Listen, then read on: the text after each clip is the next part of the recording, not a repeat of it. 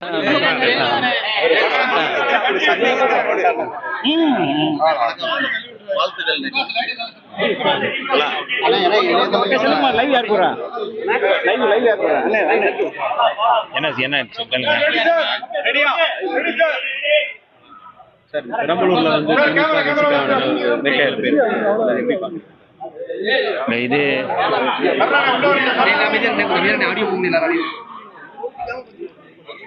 பெரம்பலூர் மாவட்டம் குன்னத்தில் நடைபெற்ற இந்த சம்பவம் ஏற்புடையதல்ல, விடுதலை சிறுத்தைகளுக்கு ஏற்புடையதல்ல.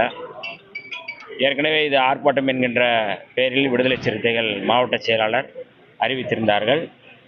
எங்களுடைய தலைவர் எழுச்சி தமிழர் தொல்காப்பியன் திருமாவளவன் அவர்கள் உடனடியாக மாவட்ட செயலாளரை தொடர்பு கொண்டு இம்மாதிரியான ஆர்ப்பாட்டம் தேவையில்லை என்று அறிவுறுத்தியிருந்தார்கள். ஆனாலும் அந்த செய்தி மற்ற விடுதலை சிறுத்தைகள் தோழர்களுக்கு தெரியவில்லை என்பதால் அவர்கள் அங்கே வந்திருந்தார்கள். வந்திருந்தவர்கள் மீது திமுக தோழர்கள் கல்லெடுத்து எறிந்து மிக மோசமான ஒரு வன்முறை செயலை அரங்கேற்றியிருக்கிறார்கள். இது ஏற்புடையதல்ல. எங்களுடைய தலைவர் அவர்கள் இம்மாதிரியான வன்முறை சம்பவங்களுக்கு எப்பொழுதுமே இடம் கொடுக்கக்கூடாது என்று சொல்லியிருக்கிறார்கள். நாங்கள் திமுகவை இன்றும் நேசிக்கக்கூடியவர்கள். கடந்த 5 ஆண்டுகள் அவர்களோடு பயணப்பட்டோம். 5 ஆண்டுகள் மட்டுமல்ல, அதற்கு முன்பும் பயணப்பட்டோம். ஆகவே தனிப்பட்ட முறையில் மரியாதைக்குரிய அண்ணன் ஆர் ஆசா அவர்கள் விடுதலை சிறுத்தைகள் மீது என்ன வருத்தமோ கோபமோ தெரியவில்லை. ஆனால் நாங்கள் நாகரிக அரசியலை மேம்படுத்தக்கூடியவர்கள், நாகரிக அரசியலை விரும்புபவர்கள். விடுதலை சிறுத்தைகள் எப்பொழுதுமே அந்த அரசியலை முன்னெடுப்பவர்கள். ஆகவே இது விடுதலை சிறுத்தைகளுக்கு ஏற்புடையதல்ல என்பதை எங்களுடைய தலைவர் அவர்கள் வலியுறுத்தியிருக்கிறார்கள்.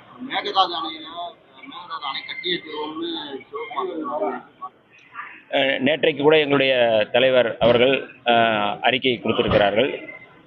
உடனடியாக தமிழ்நாடு முதல்வர் அவர்கள் இது குறித்து அனைத்து கட்சி கூட்ட வேண்டும் என்று கோரிக்கை வைத்திருக்கிறார்கள். தொடர்ந்து இந்த மேகதாது அணை தொடர்பாக பிரச்சனை எழுந்து கொண்டே இருக்கின்றது. கர்நாடக அரசு இந்த பிரச்சனையில், அதாவது மேகதாது அணை கட்டக்கூடாது என்பதுதான் தமிழ்நாட்டினுடைய நிலை.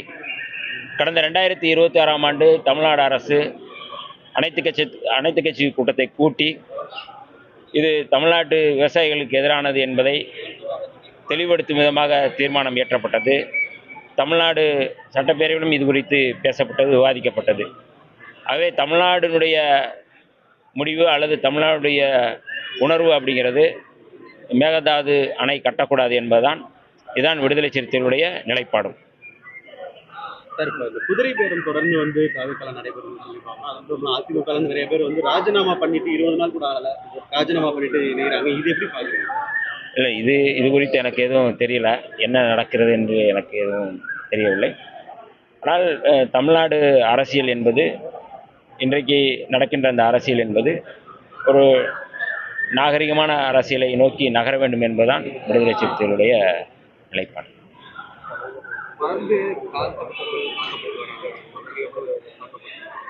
இன்னும் ஆட்சி மாற்றத்திலும் தாக்குதல் நடந்துகிட்டே இருக்கு.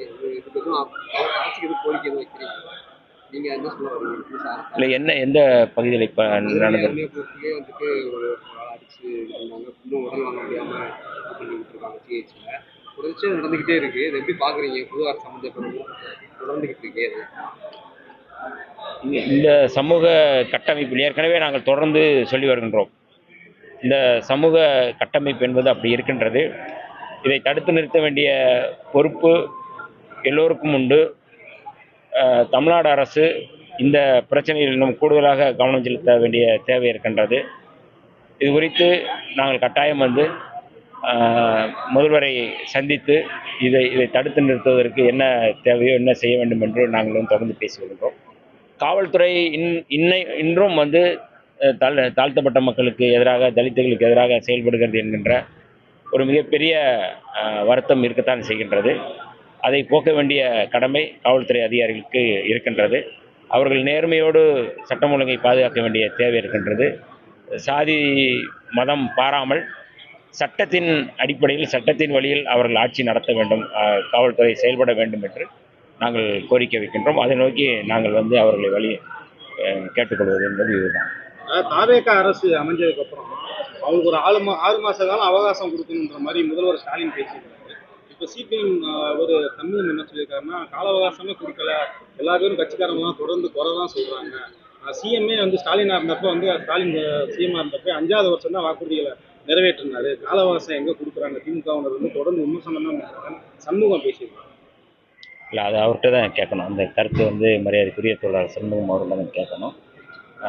அதனால் நீங்கள் அவர்கிட்ட சார் இப்போ இந்த சமூக நலத்துல சமூக நீதியில இருக்கீங்க. ஏற்கனவே வந்து இந்த வேங்கை வேல் விவகாரம் இதே மாதிரி வந்து ஆணவ படுகொலை சம்பவம் நிறைய நம்ம பார்த்துட்டோம். அந்த பழைய வழக்குகளை எடுத்து விசாரிக்கிறதுக்கு என்ன மாதிரி முயற்சிகள் எடுக்க போறோம், இனிமே இது போன்ற தவறுகள் நடக்காம இருக்கிறதுக்கு என்ன மாதிரி நம்ம வந்து என்ன சொல்றீங்க? நான் இந்த நம்பிக்கை கோரும் அந்த தீர்மானத்திலே வந்து விடுதலை சிறுத்தைகள் சார்பில் நான் வந்து ஆணவ படுகொலைகளை தடுத்து நிறுத்துவதற்கு தனி சட்டம் இயற்ற வேண்டும் என்று நான் கோரிக்கை வைக்கின்றேன். மரியாதைக்குரிய KN பாட்ஷா அவர்களுடைய தலைமையில் கடந்த அரசு, திமுக அரசு ஒரு ஆணையம் போட்டு அது குறித்து வந்து இந்த ஆணவ படுகொலையை தடுத்து நிறுத்துவதற்கான ஒரு விசாரணை தொடங்கியது. அந்த விசாரணையின் அடிப்படையில் அந்த சட்டம் இயற்ற வேண்டும் என்று நான் கோரிக்கை வைத்திருந்தேன் கட்சியின் சார்பாக. ஆகவே இந்த அரசு உடனடியாக இப்பொழுது நடக்கின்ற நடப்பு சட்டமன்றத்திலே அது குறித்து சட்டம் இயற்றுவார்கள் என்று நான் உறுதியாக நம்புகின்றேன். இன்னமும் கூடுதலாக இந்த இந்த பிரச்சனையில் கடந்த காலங்களை விட இப்பொழுது நாங்கள் அமைச்சரவையில் இருப்பதால் நாங்கள் அதை தீவிரமாக உடனடியாக செயல்படுத்துவதற்கான ஒரு வாய்ப்பு இருக்குது என்று நாங்கள் நம்புகின்றோம். அதை நோக்கி நாங்கள் வந்து இந்த அரசை வந்து வழி நடத்துவோம். பாஜக கூட்டணியில தான் அதிமுக ஆரம்பிச்சிருக்கோம். 2 எம்எல்ஏக்கள் வந்து ராஜினாமா செஞ்சு போய் சேர்றாங்க நாளைக்காக. இது எப்படி இருக்கு? இப்போ உங்க தலைவர் என்ன சொல்றாரு, நண்பகத்தன்மை கெடும் அப்படின்னு. அதுதான் என்னுடைய கருத்து. சரிப்பா, ஆந்திராவோட துணை முதல்வர் பவன் கல்யாண் என்ன சொல்லியிருக்காருன்னா, கட் அவுட்டு ஹாலோகிராம் வச்சு விஜய் வந்து முதல்வர் ஆயிட்டாரு, இதை பார்த்தா எனக்கு பொறாமையா இருக்குன்ற மாதிரி பேசியிருக்காரு பவன் கல்யாண். இது எப்படி பாக்குறீங்க? அவங்க கூட்டணி ஆட்சியில் தான் நீங்க இருக்கீங்க, இது எப்படி பாக்குறீங்க? இல்லை, பவன்குமார் பவர் ஸ்டார் பவன் கல்யாண் தானே. இல்லை, அவருக்கும் அந்த மாதிரி வந்து அவர் துணை முதல்வராக இருக்கிறாரு. அவருடைய ஆந்திராவிலையும் வந்து அவருக்கு அந்த மாதிரி தான் இருந்தது. உங்களுக்கு எல்லாருக்குமே தெரியும். அந்த அவருக்கு வைக்கப்பட்ட கட் அவுட்டை வைத்து இங்கே சொல்கிறார் என்று நான் பார்க்கிறேன். தமிழ்நாட்டில் எங்கே கட் அவுட்டு எங்கே வச்சிருக்கிறாங்க? அதான் அவர் எங்கே அந்த மாதிரி எங்காவது இருக்குதா அப்படிங்கிறத அவங்க ஆந்திராவில் தான் அந்த மாதிரி இருக்குது.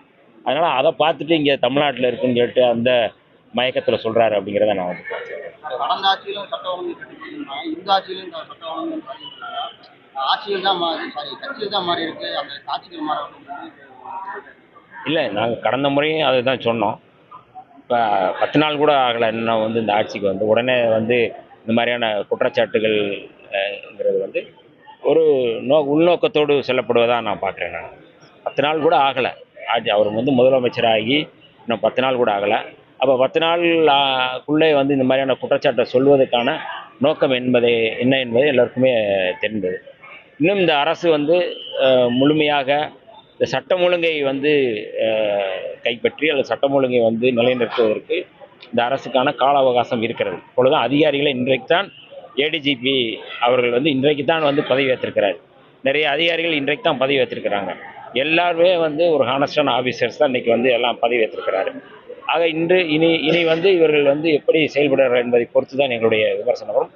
கட்டாயம் தமிழ்நாட்டு மக்களுடைய உணர்வுகளை பிரதிபலிக்கக்கூடிய, தமிழ்நாட்டு மக்களுடைய அந்த எண்ணத்தை வந்து நடைமுறைப்படுத்தக்கூடிய வகையில் தான் இந்த ஆட்சி இருக்க வேண்டும், இருக்கும் என்று நாங்கள் நம்புகின்றோம். விடுதலை சிறுத்தைகளும் அப்படி தான் நாங்கள் வந்து செயல்படுவோம்.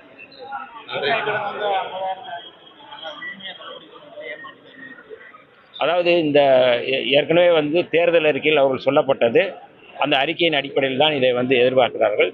இது தள்ளுபடி என்பது இது முடிவானதல்ல. 50,000 தான் தள்ளுபடி பண்ணியிருக்கிறாங்க அப்படிங்கிறது அதுதான் இல்லை, முடிவானதல்ல.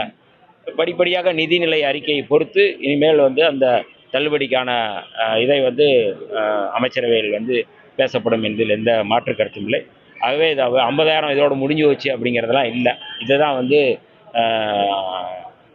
இன்னைக்கு இந்த 50,000 தள்ளுபடி பண்ணதிலிருந்து சொல்லப்பட்ட செய்தி. நன்றி.